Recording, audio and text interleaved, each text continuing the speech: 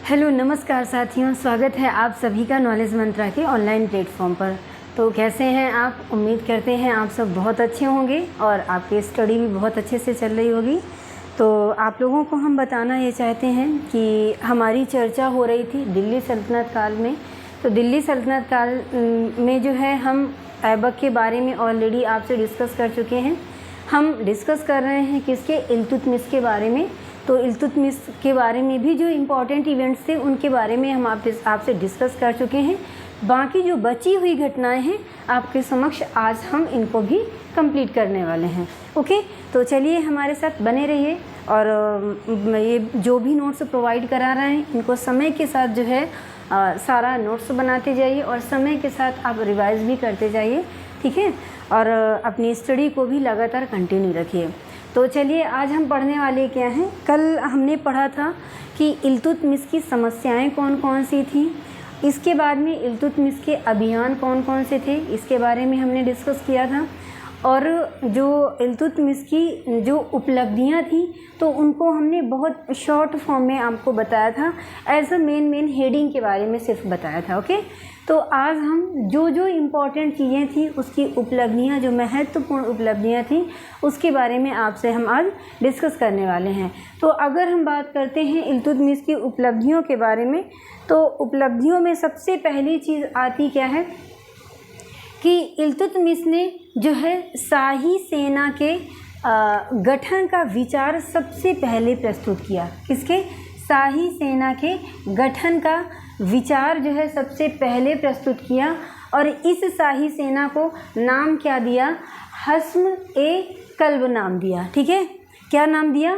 हस्म-ए-कल्ब नाम दिया। और ये हस्म-ए-कल्ब सेना या शाही सेना कौन होती थी? तो ये केंद्रीय सेना होती थी, यानी कि केंद्र में हुआ करती थी। ठीक है, तो सबसे पहले अगर शाही सेना के गठन का विचार प्रस्तुत करता है कौन देता है? तो वो इल्तुतमिश होता है। और ये इसका नाम क्या देता है? तो इसका नाम देता है हस्म-ए-कल्ब, या फिर इसी हस्म-ए-कल्ब को केंद्रीय सेना भी कहते थे। ठीक है, यानी कि केंद्रीय सेना जो होती थी वो हस्म-ए-कल्ब के नाम से जानी जाती थी। ओके, अब इसके बाद में हम दूसरी उपलब्धि के बारे में अगर हम बात करते हैं तो इल्तुतमिश ने जो है न्याय व्यवस्था को भी जो है सुदृढ़ बनाया।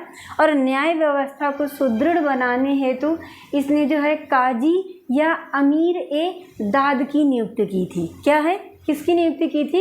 न्याय व्यवस्था को सुदृढ़ बनाने के लिए इसने काजी या फिर अमीर-ए-दाद की भी नियुक्ति की थी। और क्या किया था कि न्याय चाहने वाला इसके समय पर लाल वस्त्र पहनता था। ठीक है, कौन न्याय चाहने वाला कैसे वस्त्र पहनता था? तो न्याय चाहने वाला जो है लाल वस्त्र पहनता था। इन्हीं लाल वस्त्रों को पहन करके जो है जिसको न्याय पाना होता था तो वो जो है सम्राट के सम्मुख उपस्थित होता था। क्लियर?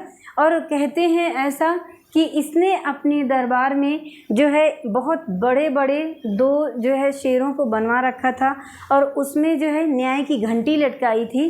जंजीर बंधे हुए थे और उसी में घंटी लटकी हुई थी। जिसको न्याय चाहना होता था तो उन जंजीरों को यानी उन घंटियों को आकर के हिलाता था, जिससे कि सम्राट को पता चल जाता था कि कोई प्रताड़ित व्यक्ति ऐसा है जो कि न्याय पाना चाहता है शासक के द्वारा और वो दरबार में आया हुआ है। ठीक है, तो इस तरह से दिल्ली सल्तनत में इनके बारे में जानकारी मिलती है। और अगर मुग़ल काल में बात करते हैं तो मुग़ल काल में इस तरीके की व्यवस्था कौन करता है? तो वो जहांगीर करता है। ठीक है, तो समय के रहते डिटेल में हम डिस्कस करेंगे जहांगीर के बारे में भी। अभी फ़िलहाल हम जिसके बारे में डिस्कस कर रहे हैं तो उस तरफ चलते हैं। हालांकि हमारा जोड़ने का प्रयास ये रहता है कि आपके मन में अगर मैंने कोई भी घटना बताई तो आपको जब नेक्स्ट टाइम पढ़ें या रिवीजन करें, जैसे कि अभी हमने सल्तनत काल में बताया कि न्याय की घंटी किसने लगवाई थी? तो इल्तुतमिश ने लगवाई थी। वहीं पर अगर हम बात करते हैं कि मुग़ल काल में न्याय की घंटी किसने लगाई थी? तो जहांगीर ने लगाई थी। तो कंपेयर करके पढ़ेंगे तो कोई सारी चीज़ें बहुत लॉन्ग टर्म के लिए जो है आपकी मेमोरी में जो है फीड हो जाती हैं। ओके, फिर जब नेक्स्ट टाइम आप रिवाइज करेंगे तो सारी चीज़ें आपको जो है एक एक चीज़ें, जब आप एक चीज़ के बारे में पढ़ेंगे तो 10 चीज़ें आपके माइंड में आने लगती हैं जब आप रिवीजन करेंगे तो। ठीक है, तो न्याय की घंटी किसने लगवाई थी? तो न्याय की घंटी जो है इल्तुतमिश ने लगवाई थी। प्लस जो है न्याय चाहने वाला व्यक्ति किस तरह के कपड़े पहनता था? तो लाल वस्त्र धारण करता था। ओके, अब इसके बाद में हम बात करते हैं, इल्तुतमिश ही पहला शासक था जिसने मुद्रा प्रणाली का प्रचलन कराया था। क्या कराया था? मुद्रा प्रणाली का प्रचलन कराया था। दिल्ली सल्तनत का ये पहला ऐसा शासक था जिसने मुद्रा प्रणाली का प्रचलन कराया और शुद्ध अरबी ढंग के का जो है मुद्रा चलाया था। कैसे? शुद्ध अरबी ढंग के सिक्के या शुद्ध अरबी ढंग का मुद्रा किसने चलाया था? तो इसी इल्तुतमिश ने चलाया था। प्लस इसके सिक्कों पर, किसके? इल्तुतमिश के ही सिक्कों पर जो है टकसाल का नाम सबसे पहले अंकित कराया गया। किसके सिक्कों पर बात करते हैं कि इसने पहली चीज़ तो इसने मुद्रा व्यवस्था सुदृढ़ कराई। दूसरी चीज़ क्या? इसने शुद्ध अरबी सिक्के चलाए थे। प्लस इन सिक्कों पर जो है टकसाल का नाम पहली बार अंकित कराया गया। तो किसने कराया है? तो वो इल्तुतमिश ने कराया है। ओके, जो कि इसकी एक बहुत महत्वपूर्ण उपलब्धि है। प्लस एक और उपलब्धि है कि इसने जो चांदी का सिक्का चलाया था तो उसको नाम क्या दिया था? टंका नाम दिया था। और जो इसने तांबे के सिक्के चलाए थे तो तांबे के सिक्कों का क्या नाम दिया था? तो तांबे के सिक्कों को इसके समय में जीतल कहा जाता था। ठीक है, तो ये सारी चीज़ें आपके लिए बहुत इम्पॉर्टेंट हैं, एग्ज़ाम के पॉइंट ऑफ व्यू से बहुत ज़्यादा इम्पॉर्टेंट हैं। तो आपको ये मेमोरी में अपने फीड करके रखना है कि अगर शुद्ध अरबी ढंग के सिक्के की बात करता है, शुद्ध अरबी ढंग के सिक्के किसने चलाए? तो इल्तुतमिश ने चलाए। अगर क्वेश्चन पूछता है कि किस शासक के सिक्के पर पहली बार टकसाल का नाम जो है अंकित कराया गया था? तो इल्तुतमिश ने कराया था। और इल्तुतमिश ने ही जो है खलीफा का नाम भी अपने सिक्कों पर अंकित कराया था, जो कि हमने लास्ट वीडियो में आपसे डिस्कस किया हुआ था। ओके, तो यही चीज़ आती है क्या कि टकसाल का नाम अंकित कराया। और जो हम आपको बता चुके हैं कि चांदी का टंका, जो चांदी का सिक्का होता था उसको टंका नाम दिया था इसने, और तांबे के सिक्कों को जो है जीतल नाम दिया था। और इसने अपने सिक्कों पर जो है खलीफा का नाम भी अंकित कराया था। और खलीफा का नाम अंकित कराया, प्लस ये जो चांदी का टंका होता था तो इसका वज़न कितना होता था? तो इसका वज़न होता था 175 ग्रेन, 175 ग्रेन। ठीक है, ग्रेन क्या है? तो ग्रेन जो है एक सिक्का होता था, इनका वज़न की यानी कि भार मापने का जो है इसका होता था, माप होता था, जिसको जो है ग्रेन कहते थे। ठीक है, तो इसके टंके का वज़न क्या था? यानी कि चांदी के टंके का वज़न कितना था? तो 175 ग्रेन था इल्तुतमिश के। ठीक है, अब इसके बाद में एक सबसे बहुत बड़ी महत्वपूर्ण उपलब्धि क्या थी कि इसने अपने जो है व्यक्तिगत हित के लिए चालीसा दल का निर्माण किया था। ठीक है, तो अगर इस चालीसा दल की बात करते हैं कि इस चालीसा दल को तुर्कान ए चहलगानी पूछता है या चालीसा दल पूछता है तो बात एक ही है, उसमें आपको परेशान होने की ज़रूरत नहीं है। ठीक है, तो अगर तुर्कान ए चहलगानी या चालीसा पूछता है इसका गठन किसने किया था? तो इसने जो है इल्तुतमिश ने इसका गठन किया था। ओके, तो ये थी इल्तुतमिश की महत्वपूर्ण उपलब्धियाँ। बहुत ज़्यादा एक्स्ट्रा चीज़ें मैंने नहीं दी हैं, जो आपके एग्ज़ाम के पॉइंट ऑफ व्यू से इम्पॉर्टेंट है हमने वही चीज़ें आपको दिया है। ओके, अब हम चलते हैं इल्तुतमिश के समय के स्थापत्य कौन कौन से थे, इसने कौन कौन से भवनों का निर्माण करवाया था, इसके बारे में हम आपसे चर्चा करने वाले हैं। तो चलिए आइए हमारे साथ। अगर हम स्थापत्य की बात करते हैं तो लास्ट वीडियो में हमने आपको बताया था कि जो कुतुब मीनार है दिल्ली में स्थित है, तो इसका निर्माण कार्य का प्रारंभ किसने करवाया था? कुतुबुद्दीन ऐबक ने करवाया था। लेकिन दुर्भाग्य से पोलो खेलते समय घोड़े से गिरकर इसकी अचानक मृत्यु हो गई।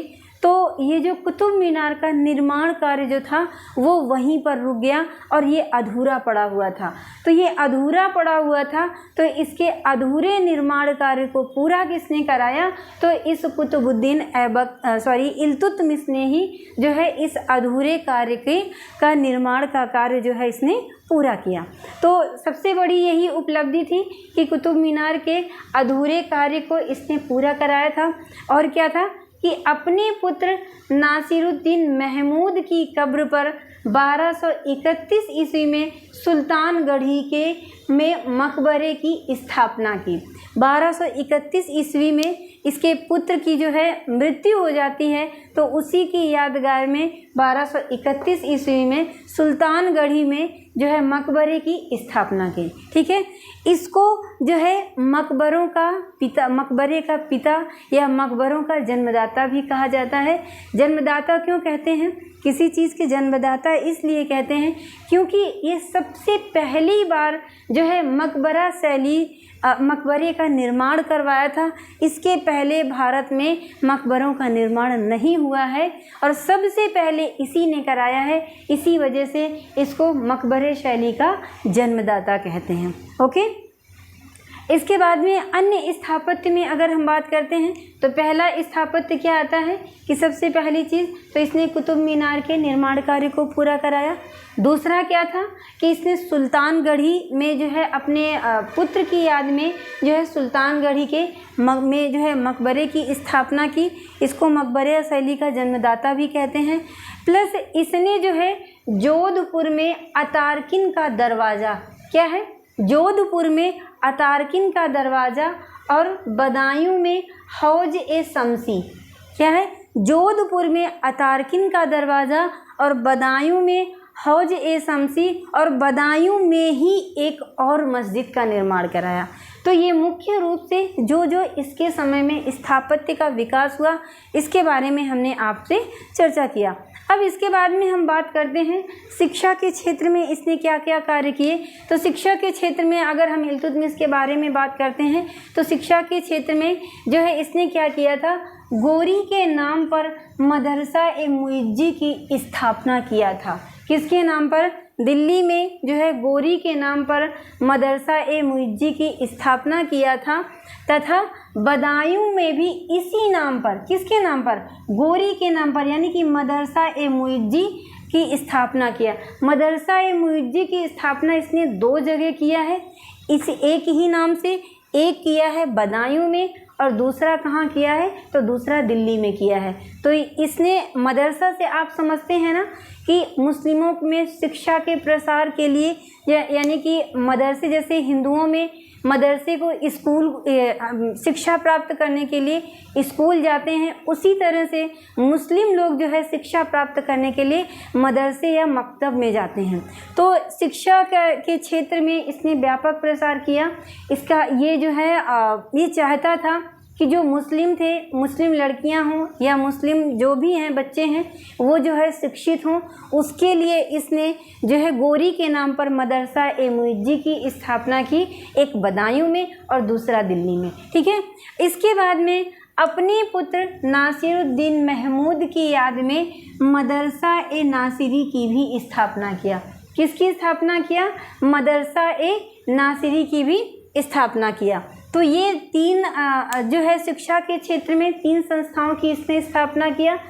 2 तो मदरसा ए मुइज्जी की स्थापना किया, एक बदायूं में और दूसरा दिल्ली में, और अपने पुत्र की याद में नासिरुद्दीन महमूद की याद में मदरसा ए नासिरी की भी स्थापना किया। ठीक है, तो ये थे शिक्षा के क्षेत्र में जिन संस्थाओं की इसने स्थापना किया।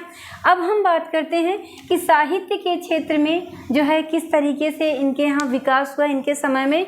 तो सबसे पहले अगर हम बात करते हैं साहित्य के क्षेत्र में तो इल्तुतमिश के दरबार में मिन्हाज उस सिराज जैसे मध्यकालीन इतिहासकार निवास करते थे।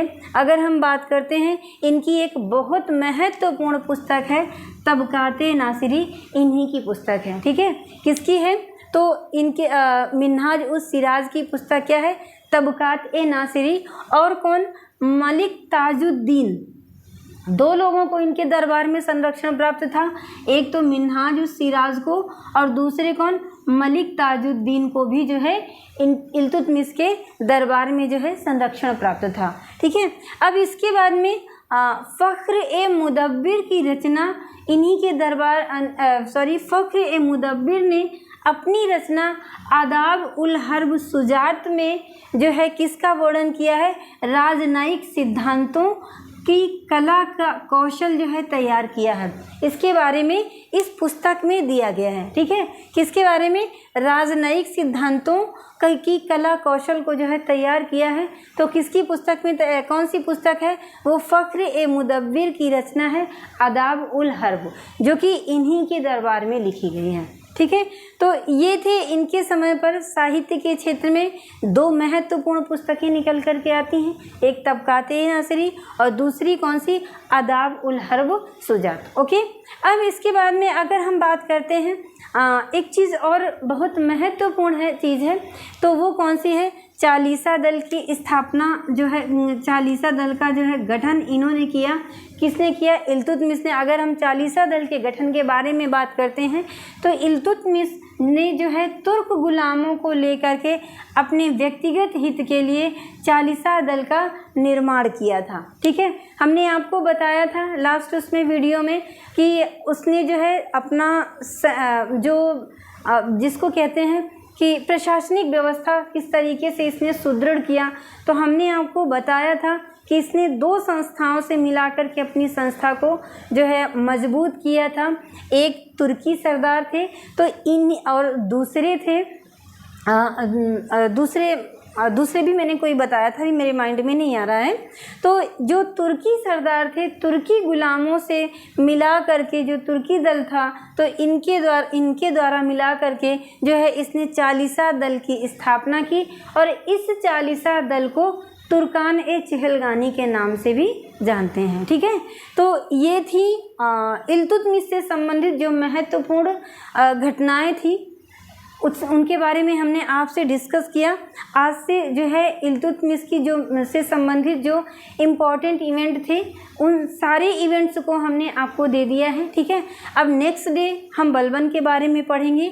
बलबन कैसे दिल्ली सल्तनत में आता है, किस तरीके से जो है शासक बनता है, वह उसकी उपलब्धियां क्या थी, इसके बारे में हम आपसे कल डिटेल में चर्चा करेंगे। तो आज के लिए इतना ही।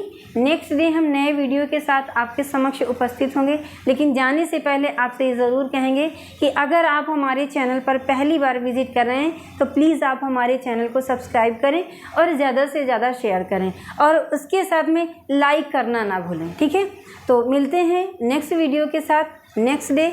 आज के लिए इतना ही। हम अपने लेक्चर को यहीं पर विराम देना चाहेंगे। तब तक के लिए धन्यवाद।